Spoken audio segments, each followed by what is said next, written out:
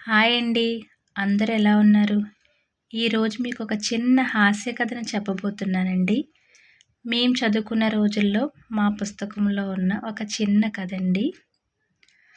అయితే ఒక భాష రాని తెలుగువాడు వేరే రాష్ట్రం వెళ్ళినప్పుడు తన పడిన ఇబ్బంది వల్ల ఒక చిన్న చమత్కారం జరుగుతుంది.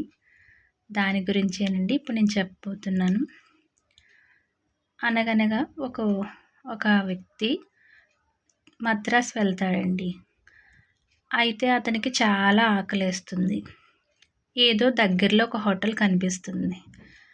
వెళ్తాడు. కానీ అక్కడ తనకి కావాల్సినవి అడగాలంటే ఏం అడగాలో ఏం తెలీదు. కాసేపు అందరిని అలా చూస్తున్నాడు. అలా కొంతసేపటికి అతనికి ఏదో సాకు, బేకు అనే పదాలు వినిపించాయి. అయితే తన దగ్గరికి ఎవరు వడ్డించడానికి వచ్చినా సాకు సాకు అంటే వాళ్ళు ఏం వడ్డించకుండా వెళ్ళిపోయేవారు. తనకి ఏమీ అర్థం కాలేదు. అయితే సాకు అంటే వాళ్ళ భాషలో వద్దు అని, బేకు అంటే వడ్డించమని. ఆ విషయం పాపం అతనికి తెలియదు కదా. ఏదో తనకు ఆ 2 పదాలు వినిపించాయి.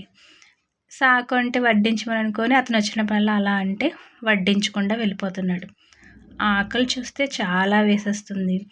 ఇంకా ఆయనకి భరించలేనంత ఆకలేస్తుంటే ఇంక తట్టుకోలేక ఆ వడ్డించేవాడిని అంటాడు, ఒరేయ్, నీ సాకు చచ్చుబండలు కాను, ఒకసారి ఒక బేకు బేకు పోరా అంటాడు. అంటే బేకు అంటే వడ్డించాలని తెలియకపోయినా అప్రయత్నంగా బేకు అని అంటాడనమాట.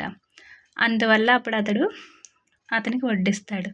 అప్పుడు అతను అనుకున్నాడు, అయ్యో, ఇందాక నుంచి బేకు అంటే వడ్డించమనా, అయ్యో ఆ విషయం తెలియక నేను సాకు సాకు అనడం వల్ల అతను వడ్డించకుండా వెళ్ళిపోయాడే అని అనుకుంటాడన్నమాట. ఇదండి కథ. Thank you.